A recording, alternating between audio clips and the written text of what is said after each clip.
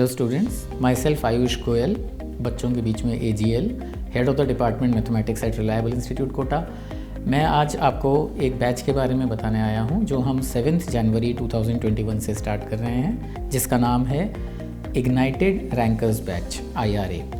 तो ये किन बच्चों के लिए है, किन बच्चों को इसमें ज्वाइन करना चाहिए, इस कोर्स की एडवांटेज क्या हैं, रिलायबल इंस्टीट्यूट के बारे में और इसको ज्वाइन कैसे करना है, इन्हीं सब पे हम चर्चा करेंगे।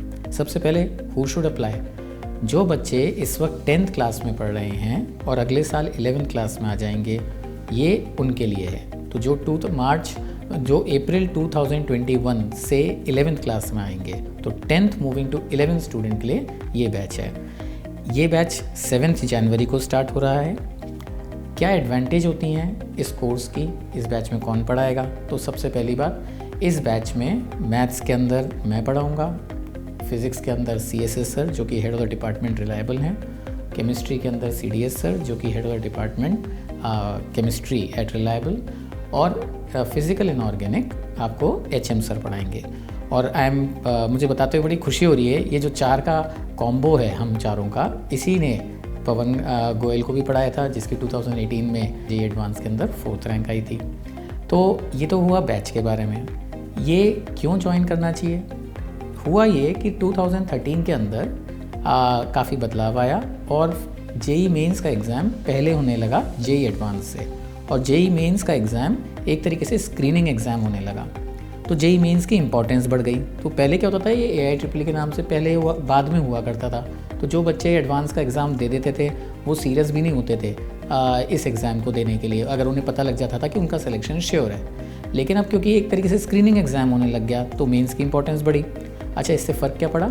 इससे 2 फ़र्क पड़े। JEE मेंस का जो सिलेबस होता है वो थोड़ा सा ज़्यादा होता है JEE एडवांस से। हाँ, ये थोड़ा अजीब लगता है सुनने में, राइट? पेपर तो आसान होता है, लेकिन हाँ, सिलेबस ज़्यादा होता है। तो इसमें हर सब्जेक्ट में, फिज़िक्स, केमिस्ट्री, मैथ्स में 2 से 3 चैप्टर्स या 3 से 4 चैप्टर्स एक्स्ट्रा ही होते हैं। तो उन चैप्टर्स को भी पढ़ाने की महत्व बढ़ गया।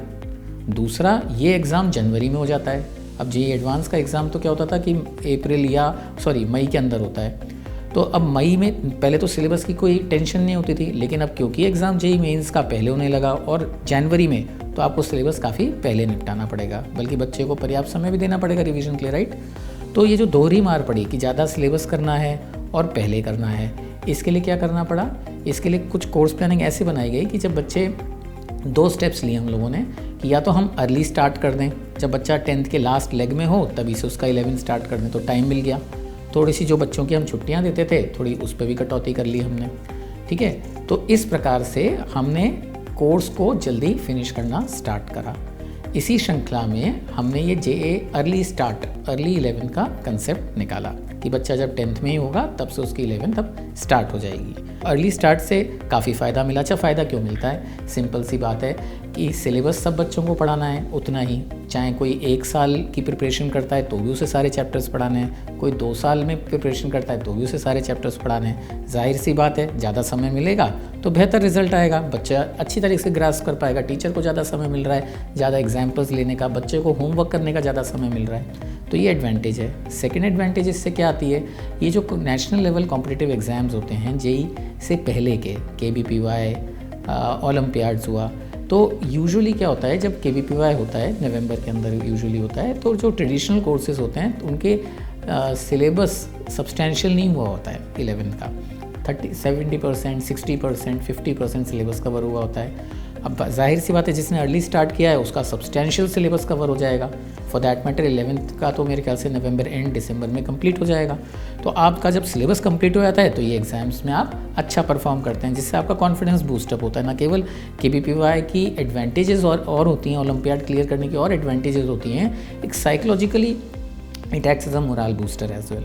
तो these are the advantages of this course. अब वाई रिलायबल में जैसा कि आप जानते हैं कि रिलायबल में 70 फैकल्टीज़ हैं। 70 फैकल्टीज़ का एवरेज एक्सपीरियंस 13 ईयर्स निकाल के आता है, जो हम अगर एवरेज निकालें।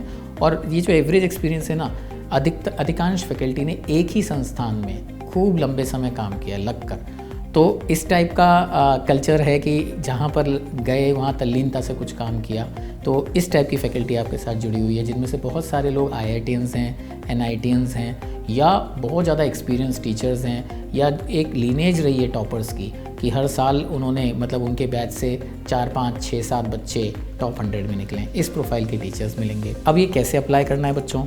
एज आई सेड 7 जनवरी को तो बैच स्टार्ट हो रहा है, और एक आप इसमें 2 गेटवेज़ हैं आपके पास स्कॉलरशिप अवेल करने के। एक आप 3 जनवरी को एक एप्टीट्यूड टेस्ट है, जिसके डिटेल्स आपको वेबसाइट पे मिल जाएंगे reliablequota.com पर, या तो आप वो दें, उसके थ्रू स्कॉलरशिप अर्न कर सकते हैं, या आपके जो प्रीवियस कहीं पर भी आपने अगर पढ़ाई की हो उसके क्रेडेंशियल्स, उसकी परसेंटेज के बेसिस पर भी स्कॉलरशिप क्राइटेरिया हमने बनाए हुए हैं। तो आप वेबसाइट पर या आपको स्क्रीन पर फ़ोन नंबर्स दिख रहे होंगे, उस पर और डिटेल के लिए आप आगे प्रोसीड कर सकते हैं। तो I hope I have clarified about this thing and hope to see you in this batch. Thank you.